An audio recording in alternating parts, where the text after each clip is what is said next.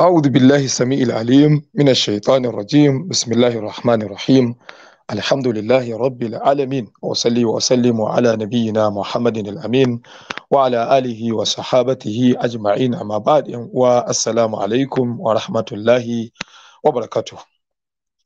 Barkanmu da saduwa a wannan dare. Insha Allahu ta'ala a yanzu za mu gabatar muku da yanda aka zanta da wasu daga cikin mutanen da suka tsira daga hannun 'yan ta'adda 'yan bindiga waɗanda suka yi garkuwa da su kimanin watanni uku. Kusan zan iya cewa a 'yan kwanakin nan babu wani abu da yake kai komo a yanar gizo ake tattaunawa a kai, gwamnati ta yi magana a kai, talakawa su yi magana a kai, irin batun fasinjojin wato hanyar Kaduna zuwa Abuja waɗanda 'yan bindiga suka yi garkuwa da su. A kwanakin baya mun ga yadda wasu suka tsira daga cikinsu. Akwai barista Hassan wanda ya kubuta daga hannun waɗancan 'yan bindiga, duk da yake bai ambaci cewa an ba da wani abu ba, 'yan bindiga ɗin suka sake shi, amma dai ya ba da labarin irin mugun halin da suke ciki tare da sauran 'yan uwa waɗanda suke hannun waɗancan 'yan bindiga. To waɗannan kuma wasu ne daga cikin waɗanda suka tsira, su ma Allah Ubangiji ya kubutar da sauran.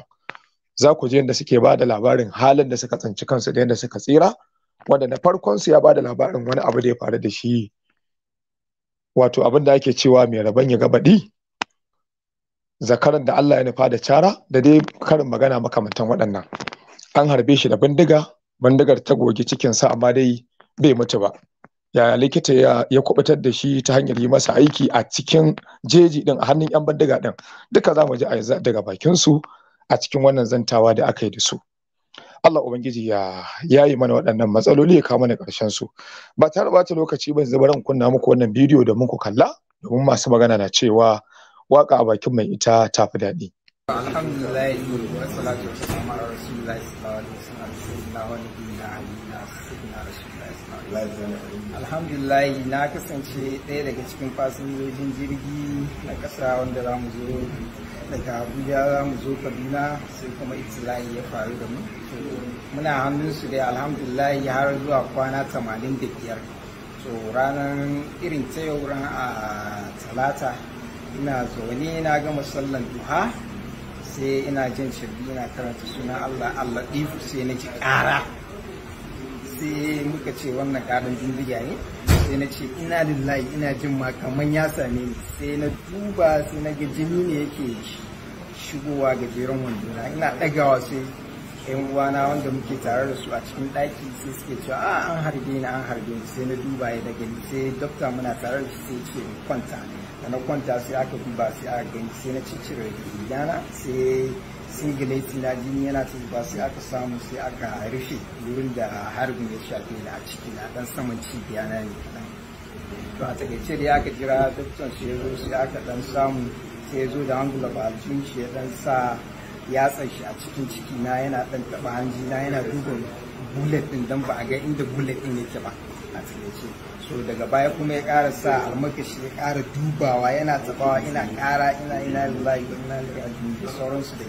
Daga ƙarshe sai aka samu, sai aka yi kokari aka rufe, sai aka sa banda da sauransu. Shi bullet din ya shiga cikin jikinka ne ko kuma dai ya wuce ne? Har yau dai ba sani ba. A ga bullet din ba, kuma ba a gan shi a jikina ba, amma dai yanzu muna fatan za mu je a x-ray a duba, amma har yanzu ba a gan shi ba, kuma alhamdulillah. To wani irin hali kuka shiga cikin wannan watanni?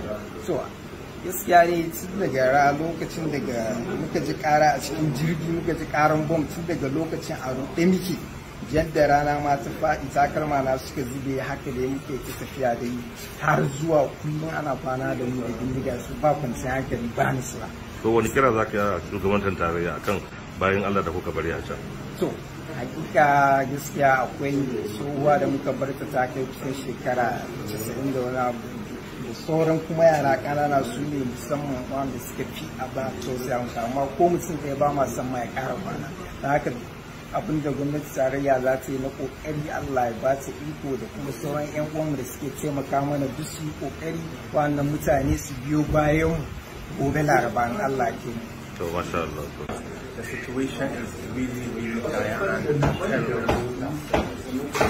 Okay, Can you say about your experience? My experience is really terrible. I mean, you can see I just finished shedding tears of joy that I've been.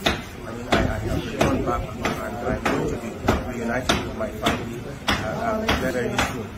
Now, quite frankly, it's not the experience I've been through in the last 4 months is not something I would like even my enemy to go through. Because I mean, there was barely food that I mean for people to eat. We were hungry for the last three and a half months. I mean, we were quite surprised in the last 2 weeks. We actually, I mean, they started bringing food stuff that we ate, and we were actually okay in the last 2 weeks. But then for the first 3.5 months, we were actually very hungry. And when I say very hungry, this is an understatement. I mean, there were days that we go, I mean, just eating once. We ate once on certain days. And just imagine there are children that are barely 1 year, I mean, a child that is barely 1 year old and a 90-year-old person feeding once a day. Just do the math. Just do the math. I mean, when you talk about medication, I literally was the medical doctor on camp. I was treating the captives as well as the bandits, or I would say Boko Haram members. There wasn't medication. To be very frank with you, we heard on the radio somebody was claiming that they would bring medication whenever it was needed. There wasn't any medication on camp. I mean, we could go days. There was a day that a particular lady who had malaria. So malaria, you could treat malaria with 1,000 naira.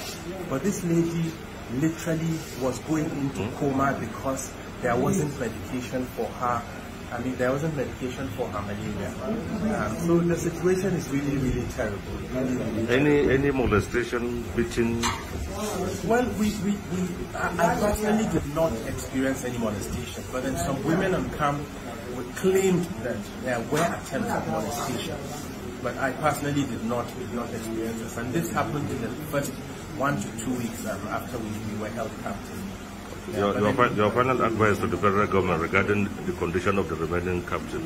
Well, I would like to call on the government to do whatever is necessary to rescue these people, because these people are in a very terrible situation, very terrible. They're very hungry. There is no medication. I mean, when we left these